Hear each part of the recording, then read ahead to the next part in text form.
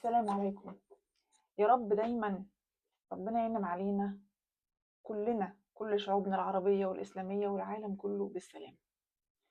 أنا ابتديت بكلمة السلام علشان ده عنوان وحلقة النهاردة. الفيديو بتاعي النهاردة عن السلام، السلام الداخلي، وإزاي نقدر نحققه جوانا على قد ما نقدر حتى مع وجود ظروف محيطة بينا آه، توحي بالخطر أو توحي بإن إحنا ما نبقاش مرتاحين أو ما نبقاش حاسين بالأمان وبالسلام. الفيديو النهاردة مش لأبناء النرجسيين بس، ده لكل حد حاسس بالخطر آه، آه، في العالم العربي، في دول الخليج. ربنا يزيح الغمة يا رب، في دول الشام، في مصر، في أي حتة. أي حد حاسس إنه متوتر من الظروف المحيطة اللي موجودة دلوقتي، الفيديو ده ان شاء الله يا رب يفيدكم جدا. فياريت اللي يقدر يستفيد منه اتمنى، واللي مش هيستفيد منه ياريت يبعته لحد يعرفه، يمكن يكون سبب في ان احنا نحط شوية سلام جوانا. انا عارفة ان ناس كتير جدا جدا جدا في الفترة الحالية قلقانة، يا اما هم في بلد بتتعرض حاليا لخطر معين. ربنا يا رب يعني يزيح عننا كل الأخطار، يا إما يعرف حد في خطر في بلد أو حاسس بالخطر في بلد يكون عليها أي نوع من أنواع الهجوم، أو يعني خايف الخطر يجيله بطريقة ما. فأنا هقول في الفيديو ده 3 طرق إن احنا نقدر بيها نحس بالسلام الداخلي شوية، نقلل إحساس التوتر اللي ممكن يكون عندنا إلى حد ما. واختاروا أي طريقة منهم، ال3 طرق أسهل من بعض، ال3 طرق يتعملوا في أي مكان، في أي ظروف، ينفعوا الأطفال لحد كبار السن، لأنهم طرق بسيطة وفي نفس الوقت هما ما يضروش، عمرهم ما يضروا، يعني لو ما نفعوش مش هيضروا. طيب، أول طريقة إن احنا نحس بيها بالهدوء ونهدي جهازنا العصبي، التنفس. التنفس ده بيدي إشارة للمخ عن الظروف اللي أنا فيها.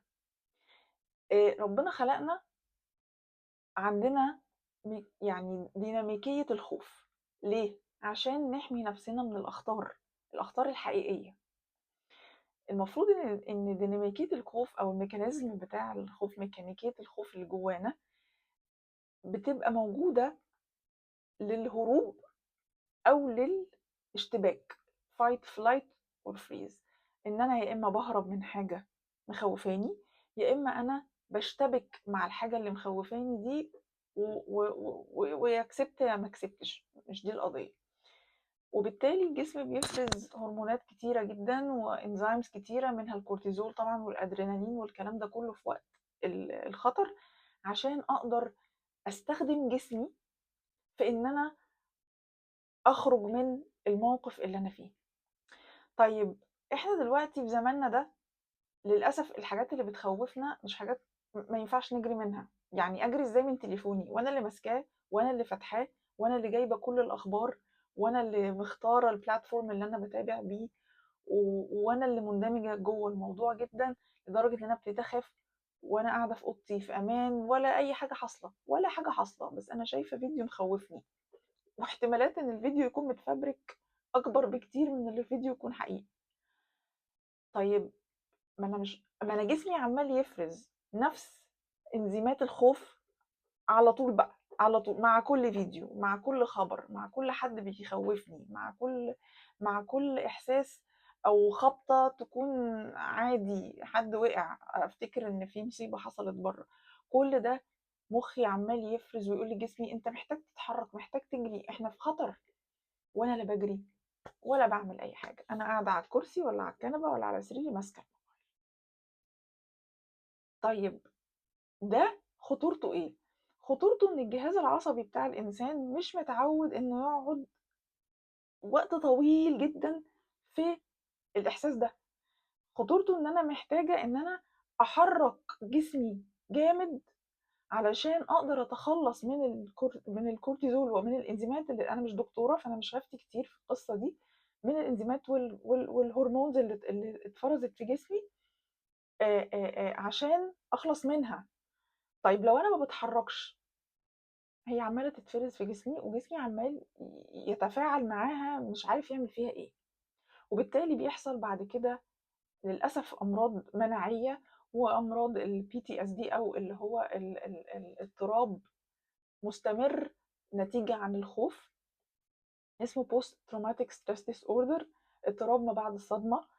ده بيحصل علشان أنا عمّالة أتعرّض لصدمات، مخي عمّال يشوفها صدمات وبيشوفها حقيقة، وبالتالي أنا ما باعملش حاجة فيها، فهو مش ده بقى الdesign، أو مش ده الطريقة اللي ربنا خالقنا بيها. طيب نعمل إيه بقى عشان بدل ما أنا أخلّي مخي يدّي أوامر لجسمي، أخلّي جسمي يدّي هو الأوامر لمخي إنه يهدّيني. فباعمل إيه، بافورس بقى ب ب ب ب باحُط في مخي الأمر من جسمي اهدى. طيب أنا باهدّي مخي إزاي بجسمي؟ إن أنا باحاول إن أنا أهدّي الجهاز العصبي بالعصب الحائر اللي هو الvagus nerve، اللي هو فيه عصب كده جايبنا من أولنا لآخرنا، وفيه فروع كإنه شجرة كده، يعني جذع شجرة وفيه فروع في كل حتة في جسمنا. العصب ده الجهاز العصب ده هو اللي بيدّي كل إشارات للجهاز العصبي إن في مشكلة أو في خطر. طيب أنا عشان أهدّيه، لمّا يهدى مخي يفهم إن ما فيش خطر ولا حاجة، فالجسم يهدى والإنزيمات ترجع تاني مكانها والدنيا تروق. 3 طرق. الطريقة الأولانية إن أنا أخلّي الزفير بتاعي أطول من الشهيق. لمّا بنبقى خايفين لاحظوا إن ضربات القلب بتزيد والنَفَس بيقصر. ليه؟ عشان أنا عايزة أجري، أنا محتاج قلبي عمّال يضخ فيّا أكسجين ويالّا اجري والّا اتخانقي والّا اعملي حاجة، فعمّالة أنهج. طيب أعكس بقى الأسلوب ده إزاي، أو الprocess دي إزاي؟ أعكسها بإن أنا أهدّي نَفَسي غصبٍ عنّه. فبمعنى كده إن أنا محتاجة أقول لمخي لو سمحت إحنا في حتّة هادية، ما فيش مشكلة، ده أنا قاعدة في أوضتي، ولا حاجة بتحصل. طيب، فأنا باخد شهيق مثلًا 4 وزفير أطوّله عن 4، يا 6 يا 8 لو تقدروا، ولو نقدر نكتم النَفَس بعد الشهيق 7 عدّات وبعدين أخرّجه في 8 تمام، ما قدرناش مش مشكلة، محتاجة أتنفّس 4 زفير، لو قدرت 8 يا ريت، لو وصلت ل6 وتمام مش قادرة أطلّع أكتر من كده ماشي مش مشكلة برضه، 5 مرّات، 3 مرّات، أي حاجة، هتلاقوا حتى كتفكم نزل كده والدنيا إيه، هديت شوية كتير. فده أول طريقة. أول طريقة إني أتنفّس، آخد شهيق وأطلّع زفير أطول منه، تمام؟ فالنَفَس أهو ما فيش أسهل منه، أنا في أي حتة ممكن أعمل النَفَس ده. حسيت ابتديت التوتر، قريت خبر، شُفت فيديو، سمعت صوت، ابتديت قلبي يدق بسرعة، وما فيش أي حاجة مضطرياني إني آخد أي نوع من أنواع الأكشن. لو أنا في حتة محتاجة أجري أو محتاجة آخد أي نوع من أنواع الأكشن، ما أعملش كده، لأ، لا محتاجة أجري، ما أهدّيش نفسي بقى، ما أنا محتاجة آخد يعني الprocess بتاعة الخوف تكمّل، عادي ما فيش مشكلة. بس في أغلب الأحيان 99% من الوقت أنا مش في حتة مضطرة أعمل فيها كده، أنا باتفرّج على شاشة مطلّعة لي الكلام ده كلّه. يبقى أول حاجة شهيق 4، زفير 6، 8 تمام، قدرنا بعد الشهيق نستحمل نhold 7 عدّات ونطلّع 8، يبقى خير وبركة، ما قدرناش مش مشكلة خالص، تمام؟ أدي أول طريقة. طيب إيه تاني طريقة؟ تاني طريقة حاجة اسمها healing، وأنا ما أعرفش اسمها بالعربي بصراحة. أعمل كده، أطبطب على نفسي، وده الأطفال ممكن يعملوه. يعني ممكن إحنا قاعدين مثلًا اتخضينا كلنا وإحنا قاعدين في قعدة، يا جماعة يالّا نعمل نطبطب على نفسنا، مش لازم نقول happening ولا أي حاجة، مش لازم نسميها، بس أنا محتاجة أعمل كده.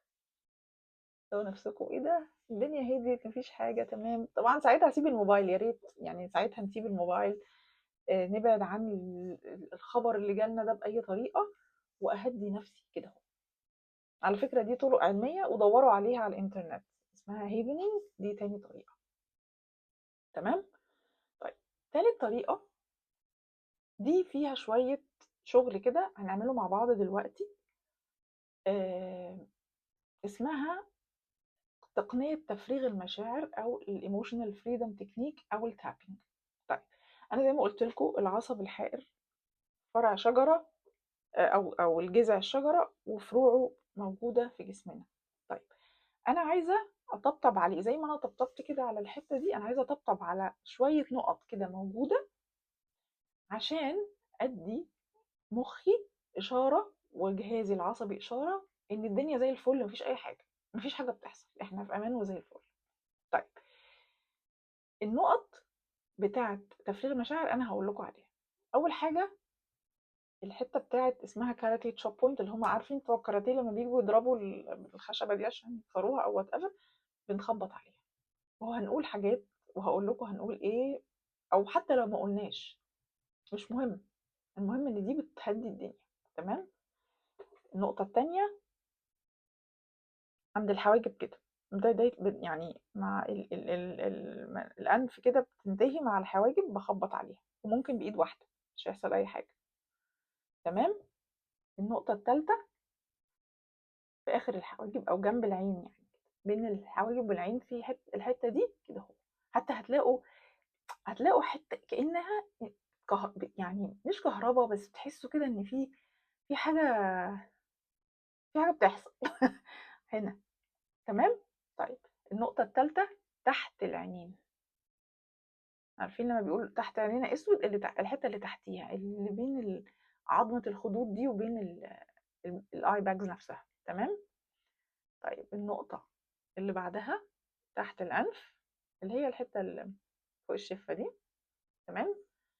اللي بعدها تحت الشفة هنا أهو، اللي بعدها عند الترقوة كده، في هنا حتتين كده تجويفات، يعني خبطنا هنا خبطنا كده خبطنا كده، مش لازم، ما فيش حاجة اسمها يعني إيه لازم نعملها مظبوطة بالظبط، هي مجرد إن إحنا بنخبط على النقط دي الجسم بياخد إشارة إن إحنا نهدى، تمام؟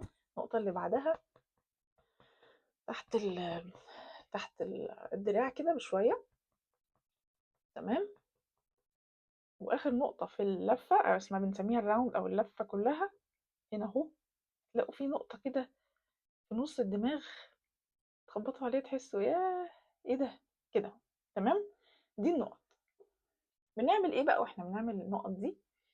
بنقول مشاعرنا زي ما هي، ما باجملش، أول اتليست أول راوند تاني راوند ما باجملش أنا حاسة بإيه، أنا محتاجة أول حاجة إن أنا أخلي نفسي تستقبل وتتقبل اللي أنا حاساه، مش عايزة أعكسه، مش عايزة أقول أنا زي الفل، لأ أنا مش زي الفل أنا خايفة، فبالرغم من إني خايفة ومرعوبة من الأحداث اللي حاصلة مثلًا، مالي بقى بالرغم من الشعور ده بيحصل إيه، باتقبل نفسي وباسامح نفسي على الشعور ده. على فكرة الرجالة كمان ممكن تعمل التمرين ده عادي، إحنا عارفين إن أنتم ما بتحبوش تبانوا خايفين وما بتحبوش تبانوا متوترين، اعملوه لوحدكم هتلاقوا نفسكم هديتوا برضه. باتقبل نفسي، باسامحها، وباسمح لنفسي الشعور بالخوف. أنا لازم أسمح لنفسي الشعور بالخوف الأول قبل ما أغيّره، تمام؟ باقول الجملة دي 3 مرات، بالرغم من إني باشعر بالتوتر، باشعر بالقلق، باشعر بالزعل، باشعر بالندم، أي شعور على فكرة التمرين ده يمشي مع أي شعور بيحصل لكم، مع إن شاء الله مع خناقة، مش لازم حرب يعني أو حاجة بتتضرب خالص، باسمح لنفسي الشعور بهذا الإحساس، تمام؟ 3 مرات. بعدين في النقط دي باتكلم على الشعور. قبل ما بنعمل كده يا ريت لو نستحضر الشعور اللي أنا هاشتغل عليه أو اللي أنا مضايقني وعايزة أغيّره، وأدّي له رقم من 0 ل10. أنا حاسة بتوتر كام من 10؟ 10 من 10 مش مشكلة، مش هيحصل أي حاجة. يعني هاقول لكم ليه بعد كده. أبتدي بقى أعمل نقط وأقول الشعور بالحزن، الشعور بالخوف، الشعور بالتوتر. أنا حاسة إن أنا متوترة جدًا. طبعًا طوّلوا في النقط قد ما أنتم عايزين وقد ما الوقت يسمح لكم، أنا بس باعملها بسرعة عشان تشوفوا الدنيا معايا عاملة إزاي. تلاقوا نفسكم بقى إيه، بتتنهدوا في النُص، بتتوّهوا، بتعيطوا عادي. إحنا بنسمح لنفسنا إن إحنا نحس، فإحنا مش مضطرين إن إحنا نكتم أي نوع من أنواع ال ال ال ال المشاعر اللي بتطلع أو الجسم بيطلّعها، لإن الجسم مخزّن ومحمّل كتير جدًا. فلمّا أنا باخبّط على النُقط دي وباقول له أنا شايفاك، أنا حاسة أوي باللي أنت حاسّه، أنا حاسة بالحزن وحاسة بالخوف ومتقبّلة جدًا هذا الشعور. يبتدي الجسم يهدّي بقى، يهدّي الدنيا ويقول للمُخ خلاص يا إحنا تمام، ما فيش مشكلة، ده إحنا عمّالين نعمل tapping، مش معقول يكون في خطر وأنا باعمل tapping، يعني قاعدة أعمل tapping في حياتي كلّها وأفرّغ مشاعري، تمام. أفضل أقول شعوري كده كل النُقط، الشعور بالحزن، الشعور بالخوف، الشعور بالتعب، الشعور بالتوتر، تمام. وبعدين آخُد كده شهيق وزفير وأشوف الدنيا وصلت لفين. أشوف يعني أنا كنت مثلًا 10 من 10، أشوف وصلت لكام، وصلت ل9، وصلت ل9.5، لأ لسه 10 من 10، ما فيش مشكلة، تمام. ويا ريت يبقى جنبكم مَيّة، اشربوا مَيّة كتير أوي، لإن تفريغ المشاعر الجسم بيحتاج مَيّة بعديها، تمام. طيب خلّصتوا round، خلّصتوا التانية، خلّصتوا التالتة بشعور اللي مش عاجبنا ده، عايزين نقلّله خالص، نوصل إن إحنا مثلًا 3. أنا حاسة بالخوف 3 من 10. أعمل إيه بعدها؟ خلّيني بقى أحُط شعور مكان الخوف، الشعور اللي أنا عايزة أحس بيه. ما أنا لازم أعرف أنا زعلانة إن أنا خايفة، طب أنا عايزة أحس بإيه؟ لو أنا عايزة أفضل خايفة لأ ما أعملش حاجة.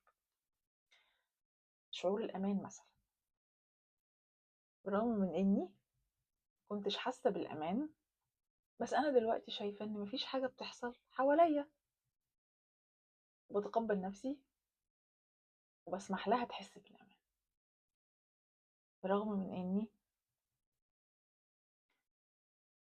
كنت حاسة بالخوف، بس أنا دلوقتي أحسن كتير. أنا باسمح لنفسي أحس بالأمان، لإني أنا من حقي إن أنا أحس بالأمان، لإن ما فيش حاجة حاصلة أصلًا غير اللي أنا شايفاه من بعيد أوي ومش مأثّر عليّا الحمد لله. بالرغم من إني كنت حاسة بالخوف، بس أنا دلوقتي حاسة بالثقة. أنا دلوقتي باسمح لنفسي أشعر بالثقة. أنا واثقة في جيش بلدي أيًا كان البلد اللي أنا فيها، أنا واثقة في الدفاع عن البلد دي، أنا واثقة في قيادة البلد دي، أنا واثقة في حكومة البلد دي، أنا واثقة في إن ربنا مش هيسيبني، أنا واثقة إن ربنا هيحميني وهيحفظني أنا وأهلي أو الناس اللي أنا باحبهم. أنا باسمح لنفسي الشعور بالثقة والأمان. وبعدين أبتدي أتكلم على الشعور بالأمان. أنا أشعر بالأمان، أنا باسمح لنفسي إني أشعر بالأمان والثقة، أنا بادّي نفسي فرصة، ويعني يمكن أدّي نفسي آآ استراحة من إني أتابع أي خبر بيضايقني. أنا زهقت من الأخبار اللي بتضايقني وبتزعّلني. أنا لو في حاجة قريبة منّي هاعرفها، مش محتاجة أعرف كل الأخبار طول الوقت، مش محتاجة أشوف اللي بيحصل في الأخبار طول الوقت. أنا من حقي أحس بالأمان حتى لو في مشاكل حواليّا لإنها بعيدة عني. أنا أشعر بالثقة إن ربنا هينجيني وهيحفظني. أنا أشعر بالثقة في الجيش البلد اللي أنا فيها، أشعر بالثقة بإن أنا ربنا هيسخر لي ناس يحموني، أشعر بالثقة والأمان لأن مفيش حاجة حصلت الحمد لله لحد دلوقتي ليا. أنا مش مضطرة أحس لكل الناس اللي حواليا، أنا محتاجة أحس بالسلام النفسي عشان أقدر أكمل، محتاجة أحس بالسلام النفسي عشان أقدر أخد بالي من الناس اللي حواليا. أنا أشعر بالأمان دلوقتي أكتر من الأول بكتير. أنا أشعر بالأمان والثقة، وبسمح لنفسي إني أفضل حاسة بيهم فترة طويلة، وإن أنا مخوفش نفسي بإن أنا أجيب أخبار تضايقني ملهاش لازمة.